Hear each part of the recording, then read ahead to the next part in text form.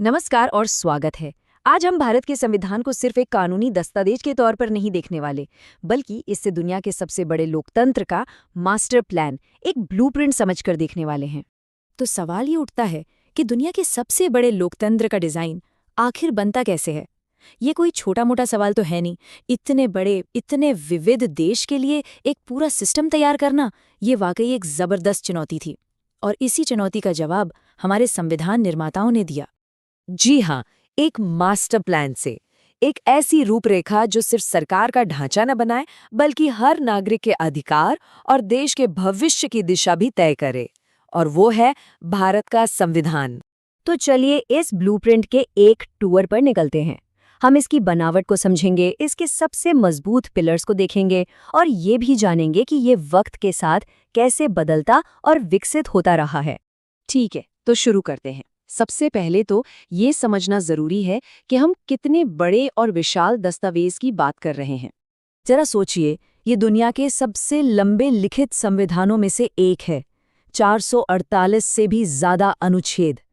ये नंबर अपने आप में ही ये बताने के लिए काफी है कि हमारे संस्थापकों ने कितनी गहराई से हर छोटी बड़ी बात का ध्यान रखा था। देखिए, किसी भी बड़ी इमारत को एक बहुत ही ठोस नींव की जरूरत होती है ना? हमारे संविधान की नींव है इसके मूल सिद्धांत और हम नागरिकों के अधिकार।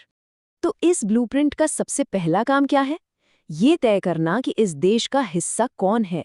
संविधान का भाग 2 यानी नागरिकता इसी सबसे बुनियादी सवाल का जवाब देता है। ये पहली ईंट है जिस पर पूरी इमारत खड़ी होती है। और अब बात करते हैं संविधान के दिल की, यानी भाग 3, हमारे मूल अधिकार। ये सिर्फ नियम नहीं है, ये वो गारंटी है जो हर नागरिक को मिली हुई है। बराबरी की गारंटी, अपनी बात कहने की आज़ादी की गारंटी और सम्मान के साथ जीने के अधिकार की गारंटी। यही इस राष्ट्र के मूल्यों की आधारशिला है। लेकिन सोचिए, अधिकारों का क्या फायदा अगर उनकी रक्षा करने वाला कोई न हो। यहीं पर आता है अनुच्छेद 32, जिसे डॉक्टर अंबेडकर ने संविधान की आत्मा कहा था।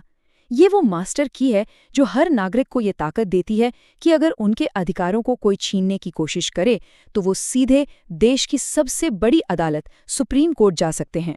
तो नींव तो रख दी गई। अब बात करते हैं उस मुख्य ढांचे की जिस पर ये देश टिका है।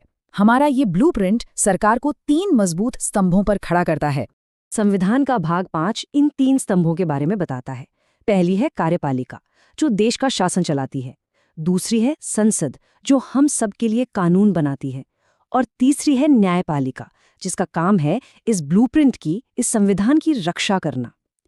ये तीनों एक दूसरे पर नजर रखते हैं, एक बैलेंस बनाकर चलते हैं, ताकि कोई भी एक हद से ज्यादा ताकतवर ना हो जाए। यही तो है लोकतंत्र की असली खूबसूरती। और भाग 5 में ये सब कुछ बहुत विस्तार से लिखा है। किसकी क्या शक्तियां हैं, किसकी क्या सीमाएं हैं और इनके आपसी संबंध कैसे काम करेंगे। हर चीज इस ब्लूप्रिंट में बिल्कुल साफ साफ बताई गई है। अच्छा, अब जरा ये देखते हैं कि ये ब्लूप्रिंट भारत जैसी विशाल और विविधताओं से भरे देश को चलाने का क्या तरीका बताता है। इसके लिए शासन का एक मल्टी लेवल ढांचा बनाया गया है। तो इतनी विविधता को संभाला कैसे जाए? इसका जवाब हमें मिलता है 7वीं अनुसूची में। देखिए, इसमें शक्तियों का एक बहुत ही साफ सुथरा बंटवारा किया गया है। कुछ मामले जैसे देश की रक्षा, ये तो जाहिर है सिर्फ केंद्र सरकार के पास रहेंगे। फिर कुछ मामले जैसे लोकल पुलिस का बंदोबस्त, ये राज्यों की जिम्मेदारी है। और फिर शिक्षा जैसे कुछ अहम विषय हैं जिन पर केंद्र और राज्य दोनों मिलकर कानून बना सकते हैं। यही है हमारे फेडरल स्ट्रक्चर की, हमारे संघीय ढांचे की असली बुनियाद। और ये डिजाइन सिर्फ दिल्ली और राज्यों की राजधानियों पर आकर रुक नहीं जाता। संविधान का भाग 9 शासन को बिल्कुल जमीनी स्तर तक, गांव के लेवल तक ले जाता है। पंचायतों और ग्राम सभाओं को भी संवैधानिक दर्जा देता है। ये सत्ता को नीचे तक पहुंचाने का एक शानदार उदाहरण है। देखिए, एक अच्छा ब्लूप्रिंट वही होता है जो वक्त के साथ खुद को बदल सके और मुश्किल समय में रास्ता भी दिखा सके। हमारे संविधान में ये दोनों ही बातें मौजूद हैं। हमारा संविधान कोई पत्थर की लकीर नहीं है। ये एक जीती जागती चीज है जो समय के साथ विकसित हुई है। इसमें 100 से ज्यादा बार संशोधन यानी बदलाव किए गए हैं। चाहे वो जीएसटी जैसा बड़ा आर्थिक सुधार हो जिसने देश का पूरा टैक्स सिस्टम ही बदल दिया, या फिर नागरिकों के अधिकारों को और मजबूत करने वाले बदलाव हों। इस ब्लूप्रिंट को हमेशा देश की बदलती जरूरतों के हिसाब से ढाला गया है। और हाँ, संविधान के भाग 18 में एक तरह का इमरजेंसी मोड भी दिया गया है।